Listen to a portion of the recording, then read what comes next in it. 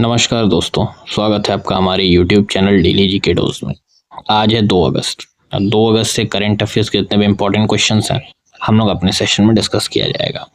ध्यान रखें, वीडियो को पूरा एंड तक देखिएगा ताकि हर क्वेश्चन की डिटेल एक्सप्लेनेशन आपको मिलती रहे।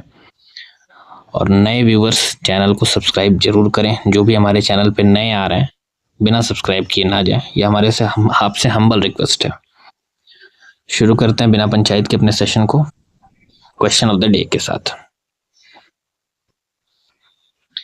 कल का क्वेश्चन ऑफ द डे था कि हाल ही में लॉन्च किए गए संचार साथी मोबाइल ऐप को हिंदी सहित कुल कितनी भाषाओं में उपलब्ध कराया गया है। करेक्ट आंसर था आपका ऑप्शन नंबर सी, 22 भाषाओं में। बढ़ते हैं आज के टॉपिक्स पे। हेडलाइंस क्या क्या हैं, तो आज का हेडलाइन है उत्तर प्रदेश का पहला निजी संचालित रेलवे स्टेशन बनाया गया है। मेघालय अनानास महोत्सव 2025 का आयोजन हुआ। भास्कर प्लेटफॉर्म की शुरुआत की गई। 71वां राष्ट्रीय फिल्म पुरस्कार बांटे गए हैं। और भारत का सबसे बड़ा कच्चा तेल का आपूर्तिकर्ता देश। बीएसएनएल द्वारा फ्रीडम प्लान की शुरुआत। रक्षा लेखा महानियंत्रक की नियुक्ति की गई। पंजाब ने विरासत खेलों से प्रतिबंध हटाया है। मेघनाथ देसाई का निधन हो गया और दिल्ली पुलिस के नए कमिश्नर बनाए गए हैं। तो आइए एक एक करके डिस्कस करते हैं इन पे। पहले क्वेश्चन के साथ। पहला क्वेश्चन, उत्तर प्रदेश का पहला निजी रूप से संचालित रेलवे स्टेशन कौन सा बना है। बड़ा इंपॉर्टेंट क्वेश्चन बनेगा ये। Which is the first privately manage railway station of Uttar Pradesh. Option है आपके कानपुर सेंट्रल, प्रयागराज जंक्शन, गोमती नगर या वाराणसी जंक्शन। तो करेक्ट आंसर है आपका option number C, Gomti Nagar. Gomti Nagar को अभी हाल ही में उत्तर प्रदेश का पहला निजी रूप से संचालित रेलवे स्टेशन बनाया गया है। गोमती नगर रेलवे स्टेशन उत्तर प्रदेश का पहला निजी संचालित रेलवे स्टेशन बना। ये लखनऊ में स्थित है और राज्य के सबसे व्यस्त स्टेशनों में से शामिल है। स्टेशन में कुल 6 प्लेटफॉर्म और प्रतिदिन लगभग 76 ट्रेनें यहाँ से गुजरती हैं। यह निजी मॉडल का उद्देश्य यात्रियों को विश्व स्तरीय सुविधाएं और अनुभव प्रदान करना है। अगला सवाल, मेघालय अनानास महोत्सव 2025 का आयोजन किस शहर में किया गया। सवाल तो यहीं तक है, एक लाइन एक्स्ट्रा है जिसमें केंद्रीय कृषि मंत्री श्री शिवराज सिंह चौहान जी ने भाग लिया है। तो मेघालय अनानास महोत्सव 2025, ऑप्शन है आपके गुवाहाटी, शिलोंग, भोपाल या दिल्ली। तो मेघालय अनानास महोत्सव 2025 का आयोजन नई दिल्ली में किया गया। तो ऑप्शन नंबर डी करेक्ट है इस क्वेश्चन का। ध्यान रखिएगा, क्वेश्चंस वही मैं देता हूं, वही बनाता हूं जो ट्रेंड में है, तो फर्जी सवाल नहीं मिलेगा आपको। 1 अगस्त 2025 को मेघालय अनानास महोत्सव 2025 का आयोजन दिल्ली में किया गया। कार्यक्रम में केंद्रीय कृषि मंत्री शिवराज सिंह चौहान और मेघालय सीएम कॉनरॉड संगमा उपस्थित रहे। कार्यक्रम में अनानास से जुड़े एमओयूज का आदान प्रदान हुआ और संदर्भ पुस्तिका का विमोचन भी किया गया। और मंत्री जी ने मेघालय के जैविक उत्पादों के उपयोग का आह्वान भी किया है। अगला सवाल, हाल ही में समाचारों में रहा भास्कर प्लेटफॉर्म किस क्षेत्र से संबंधित है। The recently launched Bhaskar platform is related to which of the following sectors. Option है आपके शिक्षा, स्टार्टअप और उद्यमिता, अंतरिक्ष अनुसंधान या ई कॉमर्स। तो भी हाल ही में समाचारों में रहा भास्कर प्लेटफॉर्म का संबंध स्टार्टअप्स और एंटरप्रेन्योरशिप से है, यानी कि स्टार्टअप और उद्यमिता से है। तो ऑप्शन नंबर बी करेक्ट है इस क्वेश्चन का।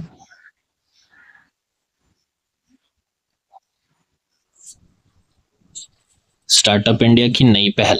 भारत सरकार ने स्टार्टअप और उद्यमिता इकोसिस्टम को जोड़ने के लिए शुरू किया Bhaskar platform. Bhaskar startup knowledge access registry है। 20 जून 2025 तक इस पर लगभग 1.97 लाख स्टार्टअप रजिस्टर्ड हो चुके हैं। यह प्लेटफॉर्म अभी पायलट फेज में है और इसमें B2B सहयोग, साझेदारी, स्टेक होल्डर स्पेसिफिक पहचान और माइक्रोसाइट्स इंटीग्रेशन फॉर स्कीम्स उपलब्ध है। अगला सवाल, बीएसएनएल द्वारा स्वतंत्रता दिवस के अवसर पर शुरू किया गया फ्रीडम प्लान किससे संबंधित है। The freedom plan launch by BSNL on the occasion of independence day is related to. Option है आपके मुफ्त स्मार्टफोन वितरण, 5G टेस्टिंग, मुफ्त 4G सेवाएं और ग्रामीण क्षेत्रों में टावर का विस्तार।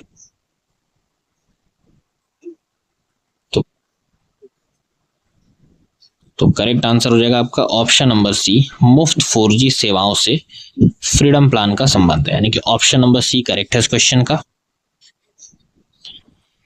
बीएसएनएल ने फ्रीडम प्लान 2025 लॉन्च किया। आजादी के अमृत महोत्सव को खास बनाने के लिए ₹1 में लॉन्च किया गया है freedom plan.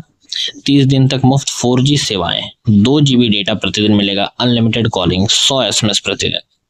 Made in India 4G technology से तैयार किया गया टेलीकॉम स्टैक है। यह ऑफर सीमित समय के लिए है। पास के बीएसएनएल केंद्र पर जाएं, 1800 180 5303 पर कॉल करें। और बीएसएनएल का इक्वेशन दे दिया है, बीएसएनएल बराबर भरोसा प्लस आत्मनिर्भरता प्लस डिजिटल इंडिया। मैथो दे दे रहा है इसी में।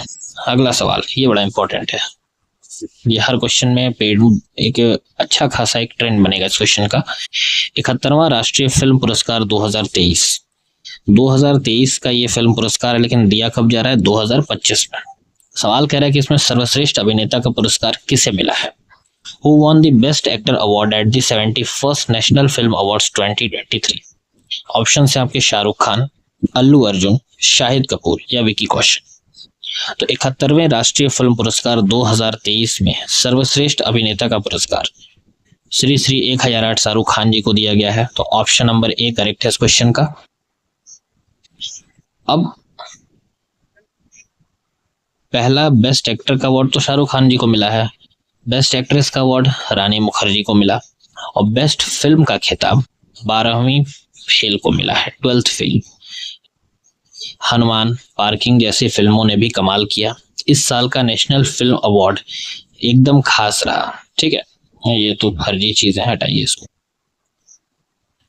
अगला सवाल, वर्ष 2025 में भारत का सबसे बड़ा कच्चा तेल आपूर्तिकर्ता देश कौन रहा है? मतलब सबसे, एक मिनट जरा रुकिएगा, सॉरी।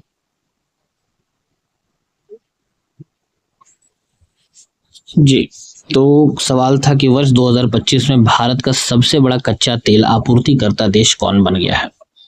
तो 2025 में भारत के लिए जो सबसे ज्यादा या सबसे बड़ा कच्चा तेल का आपूर्तिकर्ता देश है वो है आपका option number D, Iraq.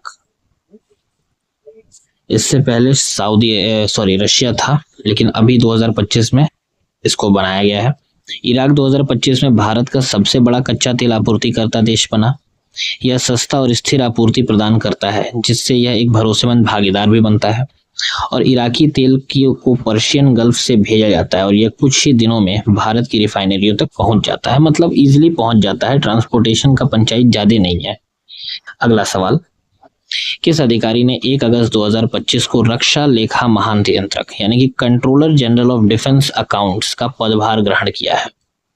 Who assumed the charge as Controller General of Defense Accounts (CGDA) on August 1st, 2025? Option है आपके S K. Sinha, R K. Arora, V K. Saxena या अनिल मेहरोत्रा। तो अभी हाल ही में controller general of account defence का पदभार श्री आर.के. अरोड़ा जी ने संभाला है। तो ऑप्शन नंबर बी करेक्ट है इस क्वेश्चन का। आर.के. अरोड़ा जी यानी कि राजकुमार अरोड़ा ने 1 अगस्त को रक्षा लेखा महानियंत्रक का पदभार ग्रहण किया। वे 1990 बैच के भारतीय रक्षा लेखा के अधिकारी हैं। उन्हें वित्तीय नीति, लेखांकन, बजट, खरीद, कार्मिक मामलों का गहरा अनुभव है। उन्होंने यूपीएससी में अपर सचिव, रक्षा मंत्रालय के अधिग्रहण कोर में वित्त प्रबंधक, वायु और पूर्व आयुध निर्माणी बोर्ड में सदस्य जैसे महत्वपूर्ण पदों पर कार्य किया है। अगला सवाल, किस राज्य सरकार ने 28 वर्षों के बाद बैलगाड़ी दौड़, कुत्ता दौड़, घोड़ दौड़ और कबूतरबाजी जैसे विरासत खेलों से प्रतिबंध हटा लिया है? बड़ा इंपॉर्टेंट बनेगा ये सवाल। Which state government has lifted the 28-year-old ban on heritage sports like bullock cart races and pigeon racings? Option है आपके राजस्थान, हरियाणा, उत्तर प्रदेश और पंजाब। तो करेक्ट आंसर है आपका option number D, Punjab. Punjab सरकार ने 28 साल बाद पारंपरिक विरासत खेलों जैसे बैलगाड़ी दौड़, घोड़ दौड़, कबूतरबाजी और कुत्ता दौड़ पर लगे प्रतिबंध को हटा दिया। एक्चुअल में ये प्रतिबंध जो थे ना वर्ष 1997 से पशु क्रूरता की चिंताओं के चलते लगा हुआ था।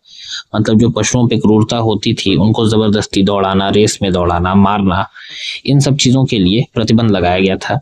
लेकिन मुख्यमंत्री भगवंत मान जी ने लुधियाना में घोषणा करते हुए कहा कि यह कदम पंजाब की सांस्कृतिक पहचान को पुनर्जीवित करेगा, इसलिए उन्होंने प्रतिबंध हटा दिया है। अब ये खेल पशु क्रूरता के बिना पूरे पंजाब में कानूनी रूप से आयोजित किए जा सकेंगे। अगला सवाल है, प्रसिद्ध अर्थशास्त्री और लेखक मेघनाथ देसाई का हाल ही में कितने वर्ष की आयु में निधन हो गया है? Renowned economist and author Meghnath Desai recently passed away at the age of, option है आपके 78, 80, 85 या 90।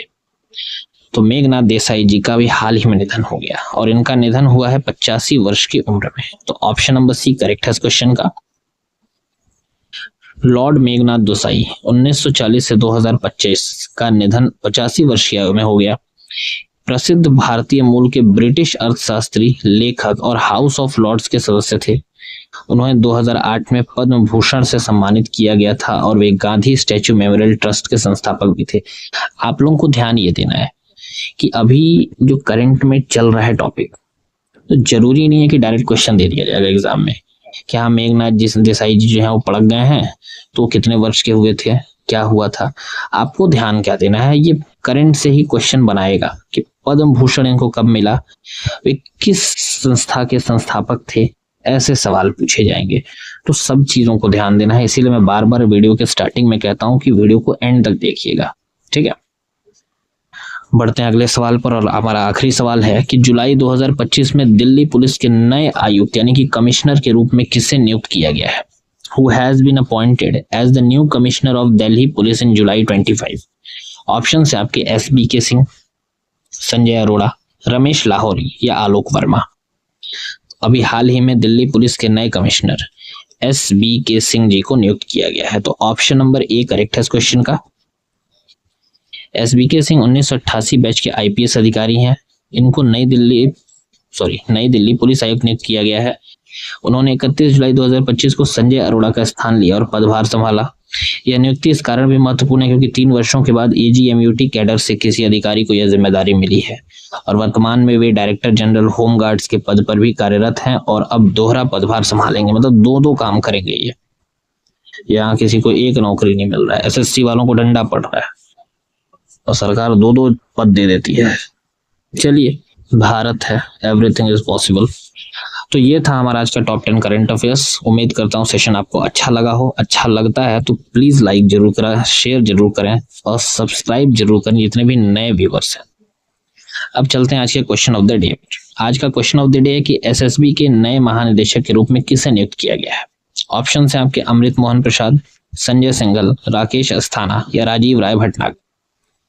करेक्ट आंसर आप लोगों ने कहा मार के फेंकना आपको अच्छे से पता है। फिर से लाइक कमेंट और शेयर जरूर करिए और नए व्यूवर्स याद से चैनल को सब्सक्राइब जरूर करें, ठीक है। और मैं आज कोशिश करूंगा, कल रात को मैंने एक 10 मिनट शो का वीडियो डाला था SSC के फोक डांसेस के टॉपिक पर, तो जरूर से देखें वहां पर जाके। और आज या कल में GK GS का नया प्रैक्टिस सेट उपलब्ध हो जाएगा। तब तक के लिए धन्यवाद, नमस्कार, हर हर महादेव।